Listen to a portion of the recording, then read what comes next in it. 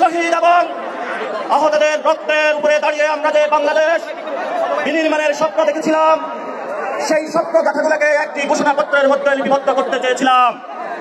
সারা বাংলাদেশে যখন ছাত্র জনতার গণজাগরণ উঠেছিল, বর্তমান সরকার ছাত্র জনতার সেই দাবির মুখে গতকালের রাত্রে বাংলাদেশের সকল দল পক্ষকে নিয়ে একটি ঘোষণাপত্র দেখছেন। এটা হচ্ছে ঢাকা সম্ভবত নরসিংদীর একটি ঘটনা।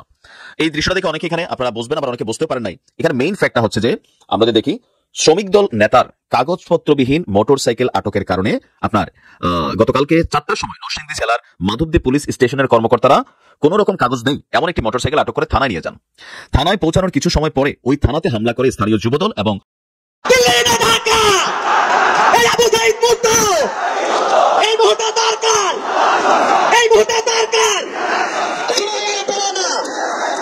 এই মুহূর্তে দরকার বিচার আর সংস্কার, জুলাইয়ের প্রেরণা দিতে হবে ঘোষণা।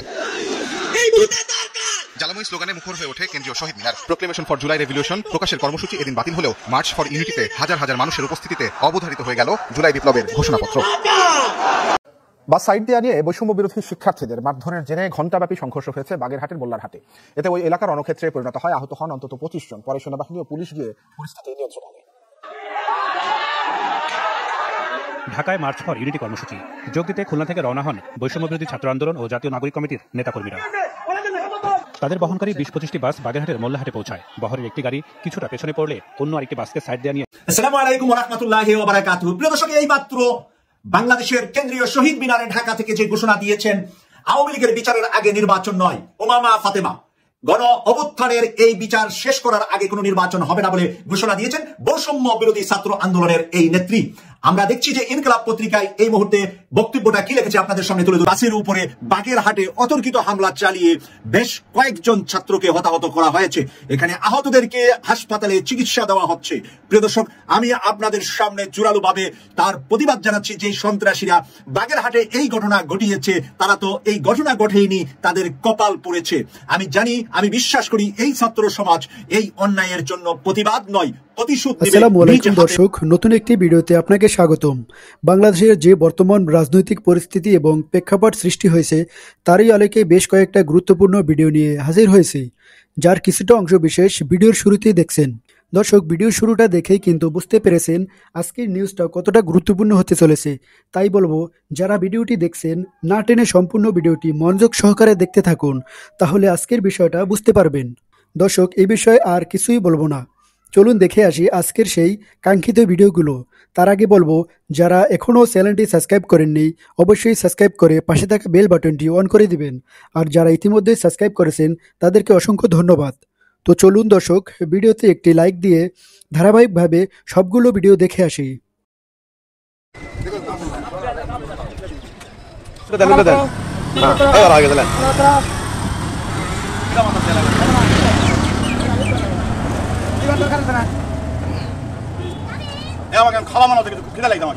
সামনে আসেন। আপনি মজিবকুট পুরলেন কেন? আমি মজিবকুট পুরলাম এই জন্য যে আমি আওয়ামী লীগ দলকে আজ থেকে পদত্যাগ করলাম। মজিবকুট পুরিয়ে? হ্যাঁ, মজিবকুট পুরিয়ে আমি আজ থেকে পদত্যাগ করলাম। আওয়ামী লীগের কোন পদে ছিলেন? আমি আওয়ামী লীগের যুগ্ম আহ্বায়ক ছিলাম, মাহমুদ শরীফের যুগ্ম আহ্বায়ক ছিলাম। এই মজিবকুট পড়ার উদ্দেশ্য? এই দলটাকে আমার ভালো লাগে না, চাল চলন আমার ভালো লাগে না, যার কারণে যে মজিবকুট পুরে আমি দল থেকে বহিষ্কার করলাম। আপনার নাম কি? আপনার নাম কি? আমার নাম রেজাউল করিম। রেজা, বাড়ি মাহমুদপুর, খেতলাল থানা, 8 নম্বর ওয়ার্ডে আমি সাবেক নাম্বার, রানিং নাম্বার। আজ থেকে একসাথে 25টি বাস ছেড়ে আসছিলেন, সেই বাসের উপরে বাগেরহাটে অতর্কিত হামলা চালিয়ে বেশ কয়েকজন ছাত্রকে হতাহত করা হয়েছে। এখানে আহতদেরকে হাসপাতালে চিকিৎসা দেওয়া হচ্ছে।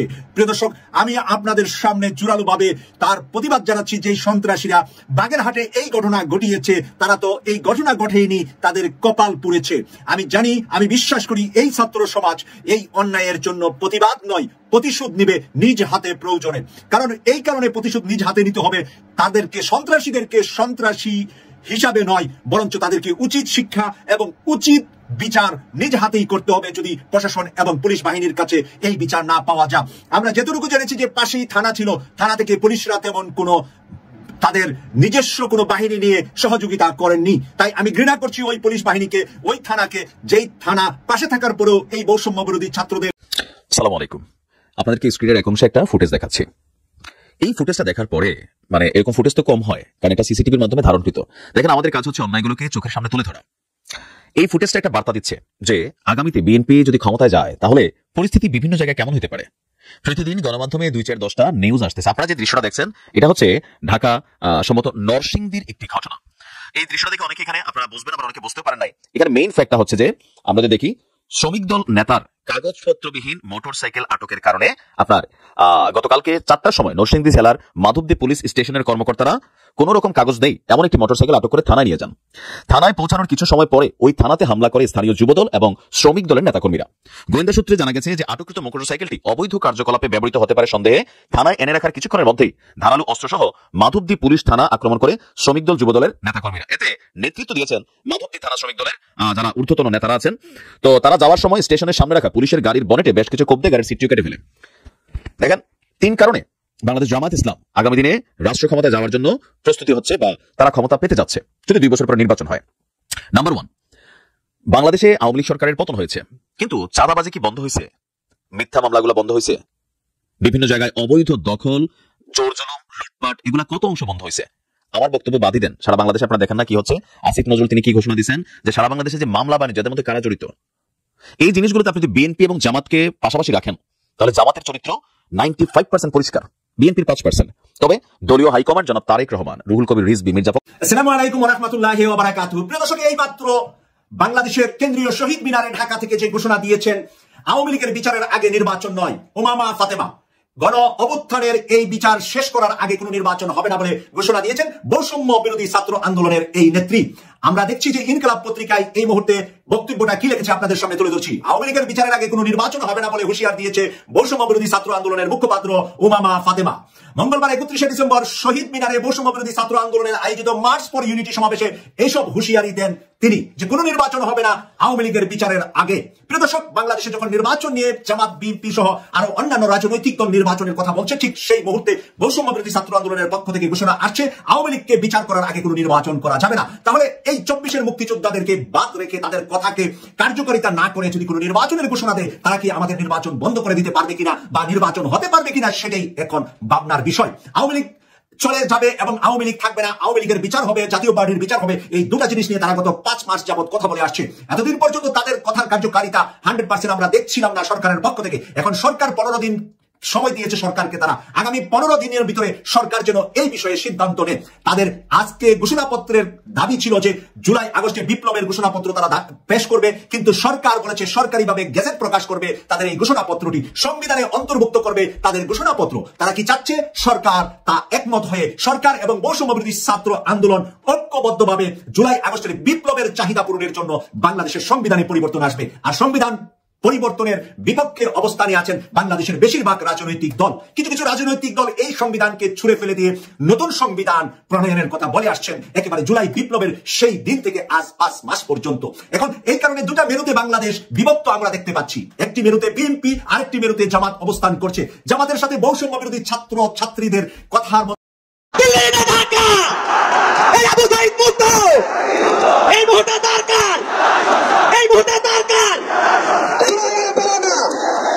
এই মুহূর্তে দরকার বিচার আর সংস্কার, জুলাইয়ের প্রেরণা দিতে হবে ঘোষণা। জ্বালাময়ী স্লোগানে মুখর হয়ে ওঠে কেন্দ্রীয় শহীদ মিনার। প্রোক্লেমেশন ফর জুলাই রেভলিউশন প্রকাশের কর্মসূচি এদিন বাতিল হলেও মার্চ ফর ইউনিটিতে হাজার হাজার মানুষের উপস্থিতিতে অবধারিত হয়ে গেল জুলাই বিপ্লবের ঘোষণাপত্র।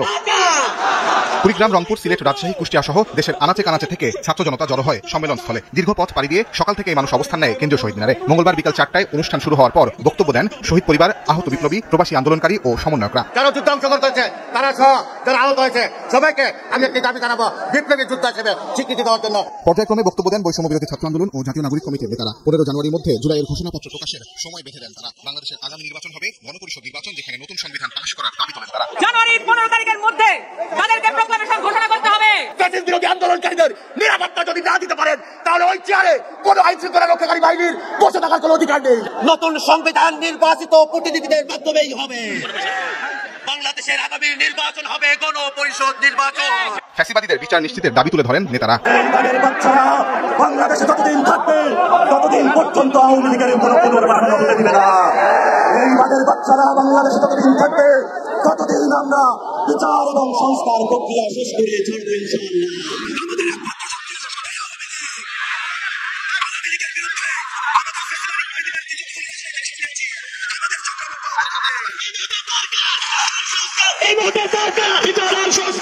দুই 2025 সালের মধ্যে শেখ হাসিনার বিচার দেখতে চায় ছাত্র জনতার প্রতিনিধিরা। আওয়ামী লীগের বিচারের আগে কোনো নির্বাচন তারা মেনে নেবে না বলেও জানানো হয় মার্চ ফর ইউনিটি কর্মসূচি থেকে। তাজওয়ার মাহমুদ, সময় সংবাদ, ঢাকা। বাস সাইড দেওয়া নিয়ে বৈষম্য বিরোধী শিক্ষার্থীদের মারধরের জেরে ঘণ্টাব্যাপী সংঘর্ষ হয়েছে বাগেরহাটের মোল্লারহাটে। এতে ওই এলাকার রণক্ষেত্রে পরিণত হয়, আহত হন অন্তত 25 জন। পরে সেনাবাহিনী ও পুলিশ গিয়ে পরিস্থিতি নিয়ন্ত্রণে আনে। ঢাকায় মার্চ ফর ইউনিটি কর্মসূচি যোগ দিতে খুলনা থেকে রওনা হন বৈষম্য বিরোধী ছাত্র আন্দোলন ও জাতীয় নাগরিক কমিটির নেতাকর্মীরা। তাদের বহনকারী 20-25টি বাস বাগেরহাটের মোল্লাহাটে পৌঁছায়। বহরের একটি গাড়ি কিছুটা পেছনে পড়লে অন্য আরেকটি বাসকে সাইড দেওয়া নিয়ে মাদ্রাসা ঘাট এলাকায় কথা কাটাকাটি হয়। এক পর্যায়ে শিক্ষার্থীদের কয়েকজনকে নামিয়ে মারধর করা হয় বলেও অভিযোগ রয়েছে। এ সময় শিক্ষার্থীরা প্রতিরোধ করে তুললে উভয় পক্ষের মধ্যে ধাওয়া পাল্টা দেওয়া হয়। ঘণ্টাব্যাপী সংঘর্ষে রণক্ষেত্রে পরিণত হয় পুরো এলাকা, আহত হয় অন্তত 25 জন। বৈষম্য বিরোধী ছাত্রদের দাবি, রাস্তায় আগে থেকেই ওত পেতেছিল ফ্যাসিবাদী সরকারের দোসররা, তারাই আক্রমণ চালিয়েছে। আমাদের একটা বাস আনফরচুনেটলি জামে পড়ছে, সেই বাসে নামায় ইমাদের সংশ্লিষ্ট বাসের যারা মানুষ সাধারণ পরিকল্পিতভাবে এসে হামলা করেছে। এটা কেন আমরা একটা করতেছে যে আমরা কাল করা দিন আমি লিখে দোষর ভাই নাকি নেবার যাই করা দিকে আর হাদি এরা কারা এরা নাকি আক্রমণের নেতৃত্ব চালাইছে। পুলিশ দেখেও কিছু করে নাই ভাই, আমার বাস থেকে আমি বারবার পুলিশে রিকোয়েস্ট করছি আপনারা একটু এটাকে জান, তারা দাঁড়ায় দাঁড়ায় দেখছে। খবর পেয়ে ঘটনাস্থলে ছুটে যায় সেনাবাহিনী ও পুলিশ। জানায় হামলার সাথে জড়িতদের খুঁজে বের করার চেষ্টা চলছে। আমরা এসে কিন্তু এলাকার জনগণের বলা ছিল সাথে এলাকার জনগণ থেকে আমরা হাই পুলিশ তারপরে ফকিরা থানা পুলিশ আমরা একসাথে মোবাইল দিচ্ছি। এখন যদি বলে যে থেকে ইয়ে করতে কোনো বলা নাই। সংঘর্ষের কারণে খুলনা মাওয়া মহাসড়কে প্রায় 2 ঘন্টা বন্ধ থাকে যান চলাচল। নাদিম হোসেন, আসসালামু আলাইকুম, আমি নাইম দক্ষিণ কোরিয়া থেকে। আমি যখন এই নিউজটি করছি তখন আমাদের শহীদ মিনারে মার্চ ফর ইউনিটি যে প্রোগ্রামটা বৈষম্য বিরোধী ছাত্র আন্দোলন নির্ধারিত, আমাদের শহীদ মিনারে এই প্রোগ্রামটা অনুষ্ঠিত হচ্ছে। একদিকে যখন এই প্রোগ্রাম অনুষ্ঠিত হচ্ছে, এই প্রোগ্রামকে ঘিরে চলছে আরেক ঘটনা।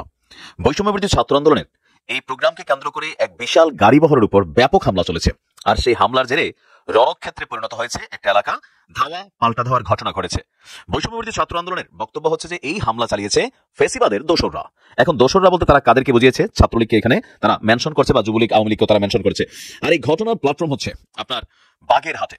বাগেরহাটে বৈষম্য বিরোধী ছাত্র আন্দোলনের মার্চ ফর ইউনিটির গাড়ি বহরে হামলার ঘটনা ঘটেছে। আপনার খুলনা মহানগর থেকে শিক্ষার্থীদেরকে বহনকারী 25টি বাস ঢাকার উদ্দেশ্যে রওনা করে। তো বাগেরহাটের মোল্লাহাট মাদ্রাসা এলাকায় পৌঁছালে এই গাড়ি বহরে হামলার ঘটনাটি ঘটেছে। এ সময় গাড়ি বহরকে লক্ষ্য করে ইট পাটকেল নিক্ষেপ করা হয় এবং গাড়ি থামিয়ে এই বৈষম্য বিরোধী ছাত্র আন্দোলনের কয়েকজন শিক্ষার্থীকে ব্যাপক মারধর করা হয়।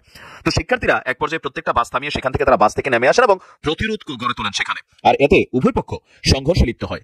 ঘণ্টাব্যাপী চলেছিল এই সংঘর্ষ। এই সংঘর্ষে 20 জন আহত হওয়ার খবর পাওয়া গেছে। পরিস্থিতি নিয়ন্ত্রণ করেছে পুলিশ এবং সেনাবাহিনী। মোল্লাহাট থানার ভারপ্রাপ্ত কর্মকর্তা ওসি মোহাম্মদ শফিকুল ইসলাম ঘটনার সত্যতা নিশ্চিত করছেন।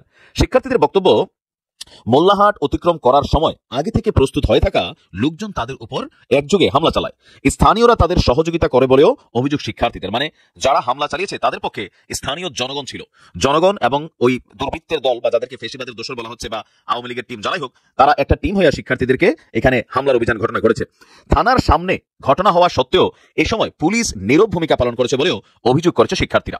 বৈষম্য বিরোধী আন্দোলন খুলনার সমন্বয়ক জহরুল বলছেন, খুলনা থেকে শান্তিপূর্ণভাবে আমাদের গাড়িবহর ঢাকায় যাচ্ছিল, পথে আমাদের উপর হামলা করা হয়, অনেকেই আহত হয়েছেন, আর ফেসিবাদী সরকারের দোসররা এই আক্রমণ করেছে। আরেক সমন্বয়ক বলছেন, পরিকল্পিতভাবে আমাদের উপরে হামলা করা হয়েছে, তবে আমাদের লক্ষ্য থেকে আমাদেরকে সরাতে পারবে না। আমাদের ভাইদের রক্ত ঝরেছে, এর বিচার অতি দ্রুত করতে হবে। জড়িতদের আইনের আওতায় এনে দৃষ্টান্তমূলক শাস্তি নিশ্চিত করতে হবে। আর না হলে শিক্ষার্থীরা আন্দোলনের মাধ্যমে জড়িতদেরকে খুঁজে বের করবে বলেও হুঁশিয়ারি দিয়েছেন তিনি।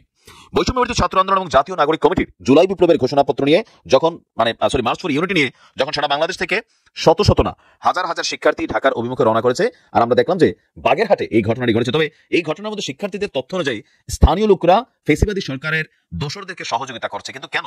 বাগেরহাট কি আওয়ামী লীগের কোনো নিশ্ছিদ্র দুর্গ নাকি? কি কারণ? আবার তাদের অভিযোগ অনুযায়ী সেখানে যারা পুলিশ ছিলেন, থানার সামনে ঘটনাটি ঘটছে, পুলিশও নীরব ভূমিকা পালন করেছে। এটাও একটা প্রশ্নবোধক চিহ্ন এই জায়গায়। তো এর বাইরে সারা বাংলাদেশ থেকে আমরা দেখছি শহীদ মিনার মোটামুটি ভালোই উপস্থিতি হয়েছে তাদের, যেমনটা তারা বলছিল যে এখানে প্রায় 1.5 থেকে 2 লক্ষ মানুষের গণজমায়েত করবে, হয়তো দিন শেষে আমরা সংখ্যাটা বুঝতে পারবো।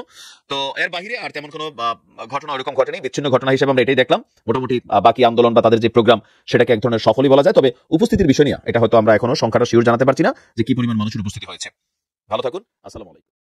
দর্শক, আমি আশা করি আপনি সবগুলো ভিডিওই মনোযোগ সহকারে দেখছেন। সেই সাথে দর্শক, এই ভিডিওগুলো সম্পর্কিত যদি কোনো তথ্য এবং মতামত থাকে তাহলে কমেন্টে জানাবেন। এতক্ষণ সাথে থাকার জন্য ধন্যবাদ। আজকের মতোই এ পর্যন্তই। আল্লাহ হাফেজ।